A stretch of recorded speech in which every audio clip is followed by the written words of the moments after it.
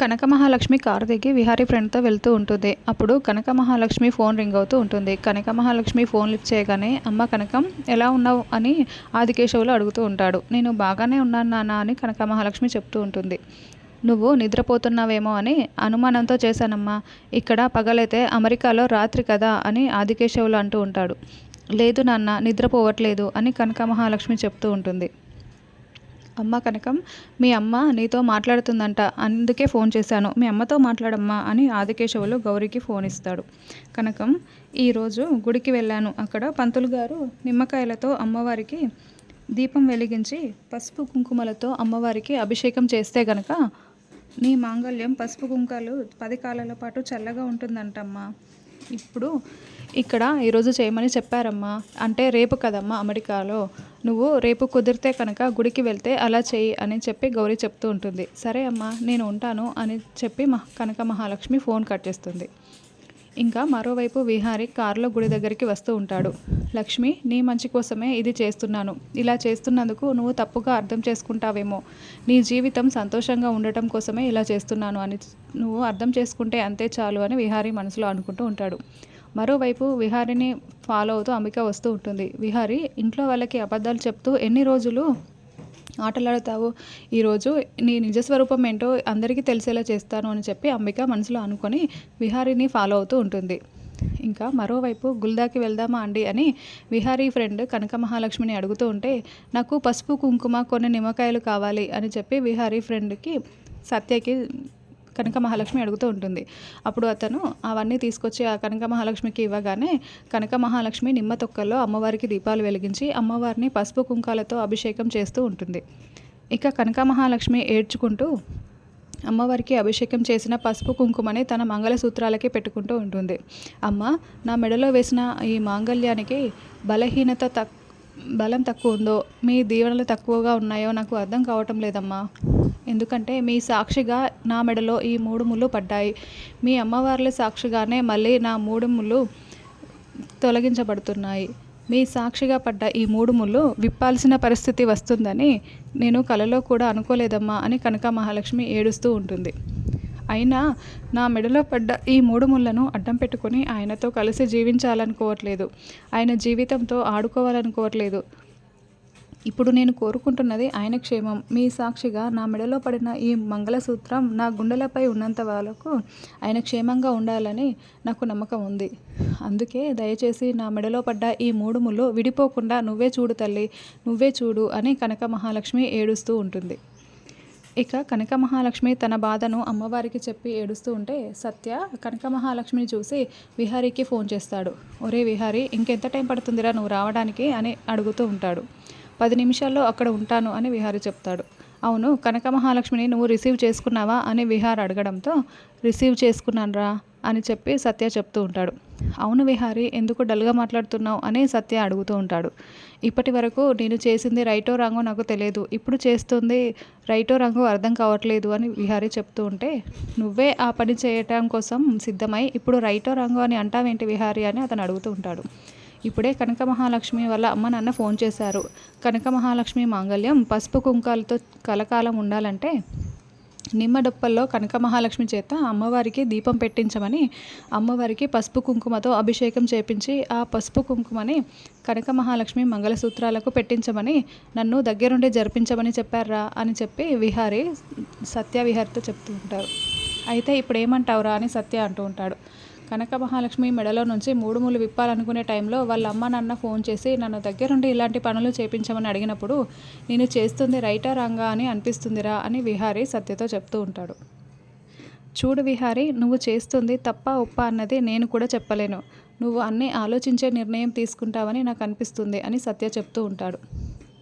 అది కాదురా సత్య, కనక మహాలక్ష్మి మెడలో ఆ మంగళసూత్రం ఉన్నంతకాలం తనకి నాకు మధ్య ఏదో బంధం ఉన్నట్టు అనిపిస్తూ ఉంటుంది. అందుకే ఆ మంగళసూత్రాన్ని తీసేస్తేమో అప్పుడు తను సంతోషంగా ఉంటుంది అని ఆ 3 ముళ్ళు అనే కంచె నుంచి ఆ కనక మహాలక్ష్మిని బయటపడేయాలి, అప్పుడే తన జీవితం బాగుపడుతుంది అని విహారీ చెప్తూ ఉంటాడు. విహారీ, నువ్వు ఏం చేసినా కూడా కనక మహాలక్ష్మి మంచి కోసమే చేస్తున్నావని నాకు తెలుసు అని చెప్పి సత్య అంటాడు. థ్యాంక్స్ రా సత్య, నువ్వు మాత్రమే నన్ను అర్థం చేసుకున్నావు. నువ్వు ఈ మాట చెప్పుండకపోతే నేను తప్పు చేస్తున్నానని నాకు గిల్టీ ఫీలింగ్ ఉండేది అని చెప్పి విహారీ చెప్తూ ఉంటాడు. సరేరా, త్వరగా వచ్చేసేయ్ నువ్వు అని చెప్పి సత్య చెప్తూ ఉంటాడు. సరేరా అని విహారీ అంటూ ఫోన్ కట్ చేస్తాడు.